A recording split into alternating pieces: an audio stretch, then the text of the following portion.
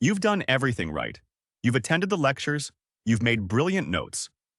The information is there, on the page, clear as day. But when you close the notebook, it's as if a fog rolls in. The details blur, the concepts fade. Why does this happen? And more importantly, how can you stop it?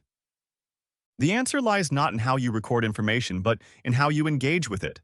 The secret to moving knowledge from the shaky ground of your short-term memory to the solid vault of your long-term understanding is a powerful approach called active learning. Many of us default to a method learning experts call passive review. We reread our notes.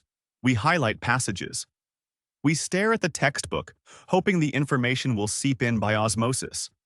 But as experts like Peter Brown and Jim Quick point out, this is like trying to build muscle by watching other people lift weights. Active learning, on the other hand, is the mental equivalent of that workout. It's any strategy that forces you to actively participate in the learning experience, to retrieve, manipulate, and apply knowledge. It's harder at the moment, but it's the only way to build robust neural highways. Today, we'll explore 3 powerful active learning strategies that will make that happen. Technique number 1. Practice spaced repetition. Your brain is designed to forget what it doesn't use. It's an efficiency mechanism, but we can hack this system. The key is to review information just before you're about to forget it. This is the core of spaced repetition. As Jade Bowler explains, the more time that passes after you learn something, the more you forget. But if you review the material right at the edge of forgetting, you send a powerful signal to your brain. This is important. Keep it. Each time you do this, the memory holds stronger and for longer, eventually becoming a permanent part of your knowledge. But how do you actually space your practice? 2 brilliant strategies can help. First, diversify your studies. Most people study one topic at a time. Geometry today, algebra tomorrow, biology next week. It feels neat and orderly. But our brains actually prefer disorder. Instead of cramming one topic at a time, mix related topics together. If you're learning geometry, don't do all the sphere problems, then all the cube problems. Mix them up. A sphere, then a cube, then a cone. Brown, Roediger, and McDaniel explain that this feels frustrating because it's harder, but that very difficulty is what makes it effective. It forces your brain to constantly identify which tool to use, strengthening your mental grasp on each concept. Second, study in a variety of locations. This might sound strange, but your brain forms connections between the material and your environment. If you only ever study biology in your bedroom, you might struggle to recall those facts in an exam hall. By studying in different places, the library, a cafe, a park bench, you ensure the knowledge becomes independent of your location. You'll be able to recall it anywhere. Technique number 2. Test yourself with active recall. Here's a hard truth. Reading your notes again and again feels productive, but it's one of the least effective ways to learn. You don't learn by consuming information. You learn by creating it through active recall. Active recall is any exercise that forces you to retrieve information from your memory without looking at your notes. It's the difference between recognizing an answer and producing it. As Barbara Oakley suggests, the method changes based on what you're learning. Memorizing facts. Try to recite or write them down from memory. Learning a problem-solving technique? Work through a new problem yourself. Learning a hands-on skill? Practice doing it. Don't just watch a tutorial. Let's look at 2 highly effective recall methods. Flashcards. Instead of flipping through them mindlessly, treat each one like a quiz. Create cards with a question on one side and an answer on the other.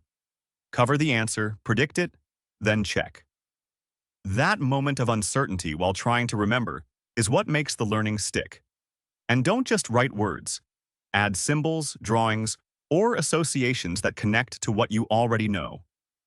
For example, to remember the order of historical caliphates, Rashidun, Umayyad, Abbasid, you could draw a radish, your friend Maya, and the band ABBA. This connects the abstract names to familiar images, supercharging the recall process. Summarize from memory. This second method is deceptively simple. Close your book, look away, and explain the concept out loud or on paper from memory. There are a few ways to do this. Take recall breaks. Every few pages, pause and write down everything you can remember without looking back. Create condensed summaries. After finishing a topic, summarize the main ideas in your own words, then compare to your notes. Or try blurt sessions.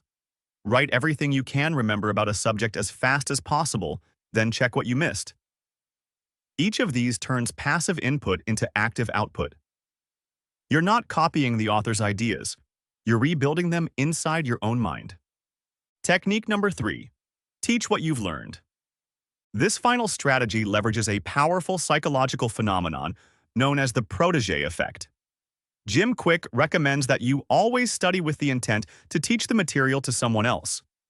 Why is this so effective? When you know you have to explain something, your brain shifts gears. You stop focusing on just what the facts are and start focusing on how they connect. You have to organize the information logically, anticipate questions, and simplify complex ideas.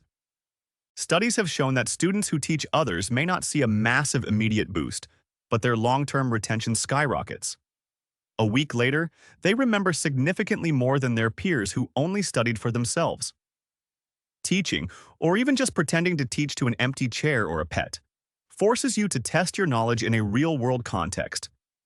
It makes you acutely aware of what you truly understand versus what you only vaguely recognize.